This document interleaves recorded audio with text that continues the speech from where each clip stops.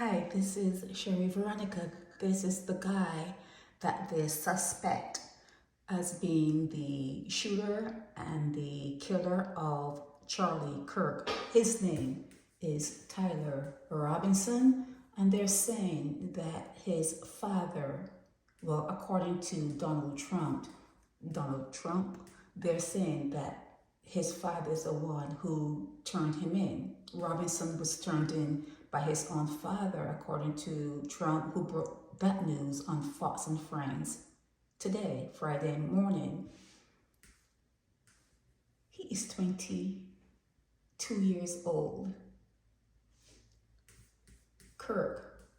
Charlie Kirk was 31. I just find it so hard to understand how a 21-year-old could have so much hate wrapped up in their body, in one body.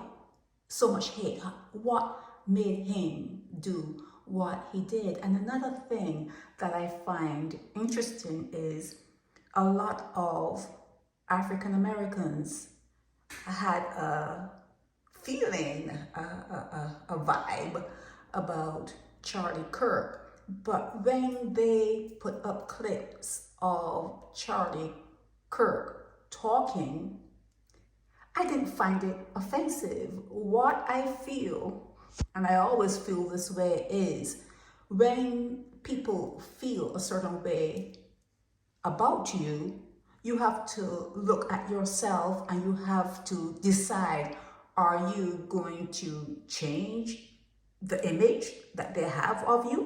Are you going to attempt to make them change their minds and the way they were indoctrinated and taught to think about you? How can you make someone who thinks that you are worthless, how can you make someone who would think that because of the color of your skin, you are like swayed and you have certain proclivities? How can you make that person change their minds? And how can you make someone who doesn't think that reparations should be a thing, that you as an individual need to rise up within yourself and to show how you're worthy? How can you make people change their minds when they think a certain way? It's almost impossible. So you're gonna have to decide, meaning black people really have to decide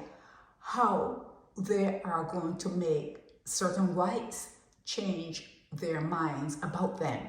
And it's an uphill battle because there are very few blacks who may have even a scintilla of power to initiate that conversation. And there are many whites who want their position established and they want their position to hold, and they don't want to be, sidelined by anyone. They're going to make sure that they bolster whatever position, whatever power they have to keep other people out. It's a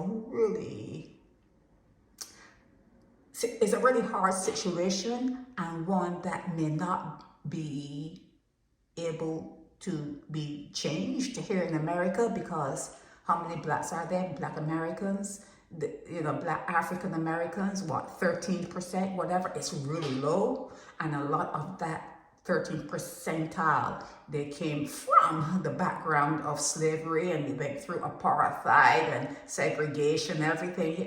It's going to be an impossible task to overcome. I say sometimes that Barbados was an exam that you can't pass. You can't pass that exam, okay? You find the most cruel, the most demented, you can find you find real evil there. Same here. Same here. America is an experiment. America is an experiment where people from all over the world have come here to live and to make money and to better their lives. So when I hear certain people thinking that this country belongs to them, and I think about the Native Americans, the American, indigenous peoples and whatever, it's just a hard pill to swallow. It's a hard pill, it's a big pill. It's really hard to swallow when people are thinking a certain way and people are educated and socialized to think a certain way, and you cannot get them to turn around from it. Okay, everything that they live for depends on them having that mindset. They don't want to ever be in a situation where blacks are running the show. Not ever. And then, like I said before, you have to look in the mirror and you have to say, what if you were white? Would you want to be controlled and regulated by a black constitution, a black Congress, a black Senate, a black whatever? Would you want that? Would you want America to be ruled predominantly by black people? And then you look at the whites and you have the conservatives, and then you have the more radical left and that kind of stuff. And you have to wonder, how does it work though? How does it work? Because when one set of whites are letting blacks and other minorities and other people from different countries slide into certain positions and certain roles because that particular set of whites see that these particular people are disadvantaged and they need a helping hand, then when the other set of whites get into power and they're saying, no, you don't need a helping hand, you need to pull yourself up by your bootstraps, you need to prove to us that you're worthy to be here. And the fact that a lot of people think that because of slavery, certain people, they had a head start. They had a head start, and the other people are in the tailwinds. You're just fighting and struggling to come up to par. It's something that cannot be overcome easily. I think that it's going to have to be like a second coming. I don't believe in that savior. I don't believe we should look forward to a savior to come and help us, like someone coming to help and to rescue. That means that you are giving away your power. It means that you're weak. You're a weakling if you're looking for someone to come and save you. So I think a lot of black people have that come and save me kind of mentality, and whereas white people are saying, no, we're going to help ourselves. We are going to protect ourselves. We're going to protect our families. We're going to protect this country that we've built up. Whether black people will say, well, we built it or whatever. Yeah, you were slaves when you built it. But, however you look at it, it's going to be a hard psychology to overcome. People are who they are. People are who they are, and people don't want to be seconded. Okay? The fact that black people were enslaved for so long, for centuries, it's hard for me to even say, but you were. The fact that black people were enslaved for so long means that something in their DNA changed. Something in their DNA changed. But getting back to this Charlie Kirk and Tyler Robinson matter, yeah, a lot of blacks, when they put up clips from Charlie Kirk, it's slanted and it has, you can see and you can feel where they're taking their dialogue.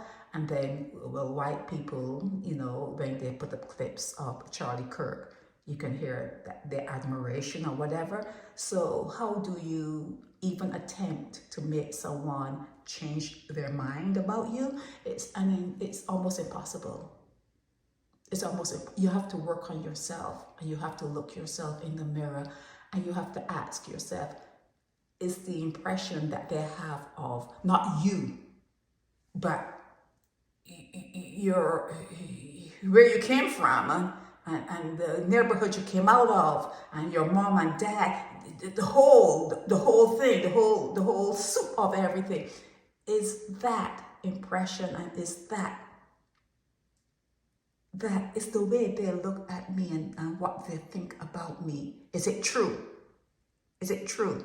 Just because one person or a couple people may pull themselves out of the slums, what about the 98%? What about the 98%? Is it true? You have to ask yourself if it's true, how they look at you, how they think about you, and what they say about you, and the fact that the doors are closed, you are not at the table, you are not invited to sit at the table. Is it true? What they're feeling, is it something that is sensible? Should they feel the way they feel to protect their own interests, to protect their family, to protect a country that they fought over? What would you do if you were in the Kirk's shoes, the Charlie's shoes? What would you do? How would you feel? And like I said, when I hear Charlie Kirk speaking, I'm not offended. I'm not offended. It's common sense. It's common sense, and it's almost like, although he may say things that you can feel a certain way because, you just feel a certain way. If you put yourself in his shoes and you want to maintain that power, keep that power, maintain that status quo, just maintain that, the control of what you have here, you understand where he's going, and there's no changing of the mind of these people. There's no changing. Okay, so where do Black people go? What do Black people do? What should they do? Only God knows. Only God knows, and Lord knows.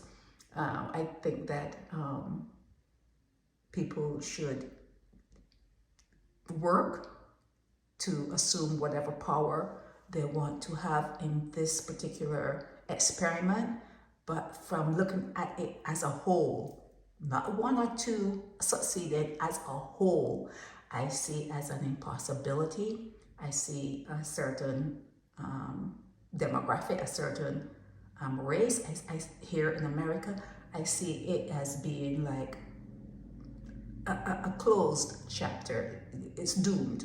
It's not going to go anywhere. It's not going to work out. It's just not going to work out, okay? Because when you look at Charlie Kirk, and he was being transported in the vice president's plane back to where he lived. When you see that, and he was not an elected politician, he was just someone who was out there speaking, and he and Donald Trump are pretty close, it seems. And even, I don't know if you saw the clip in the European Union where they wanted a moment of silence, and people kept bare noise. It's like, no, you gotta be kidding. You got to be kidding. They kept bare noise. They didn't really recognize Charlie Kirk there. But here in America, where the flag was lowered, and they're really going out of their way to, almost like canonize him. It's like, if he were friends with the Pope, he would have had his place in history. But yeah, they're going out of their way that you don't forget Charlie Kirk's name. It only shows that Black people are not going anywhere. Anytime you see a Black person in what you would think as a high position, it's measured. And that's like one or two lucky ones, or whatever, 3 or 4 lucky ones. Nah, it's not going to go very well for the minority. It's not going to go very well for their children. It's not going to go very well for the children of those children. It's a closed chapter in my mind, because they're not doing introspective. They're not looking in the mirror. They're not trying to decide this is what they think about us, and we're going to show them that we're better than they expected us to be. We're better. Although they would say that a black person has to work 3 times as hard, you know, that to get where they want to go than a white person. Maybe it's not working like 3 times as hard as being brighter, and maybe be more of an inventor, you know, holding on to your money, because they get trillions of dollars from spending. Black people just spend money. They just like hoard and spend money. Maybe it is not about, you know, working 3 times as hard, but becoming smarter at what you do and how you spend your money and that kind of stuff. But on a whole, I see it here in America, with black people being a minority in terms of numbers. I see that as a closed chapter. So we now have to wait to see how Tyler Robinson is going to be moved through the system, if this is going to stick, you know, if this particular charge is going to stick. He's 22 years old. And hatred is a funny thing. It's a sloppy, dirty emotion that you need to erase from your mainstream, from your computer, your system. You should work. If you have to feel something for someone and it's deep, you just transform it, transmute it, try to transmute it, and, you know, work harder at something to make you better.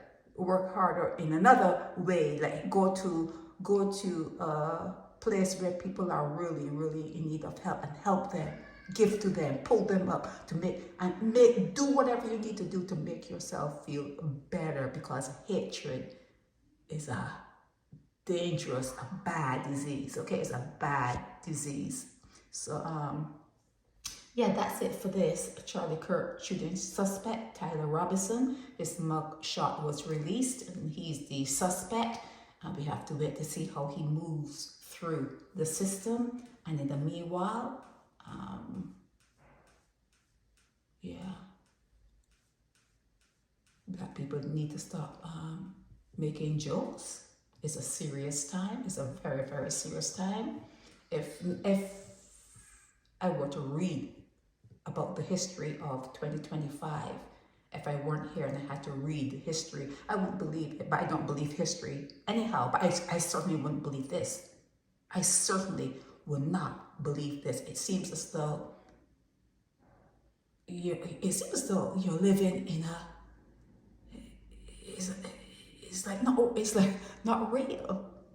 It's like not real. It's a real strange time, a very strange time to be alive. But let's see where this goes from here, okay? Let's see where it goes. And to black people, you need to get smarter.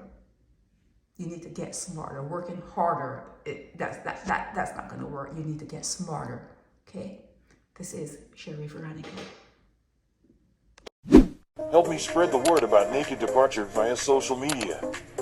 Subscribe and share to show support and love for our channels.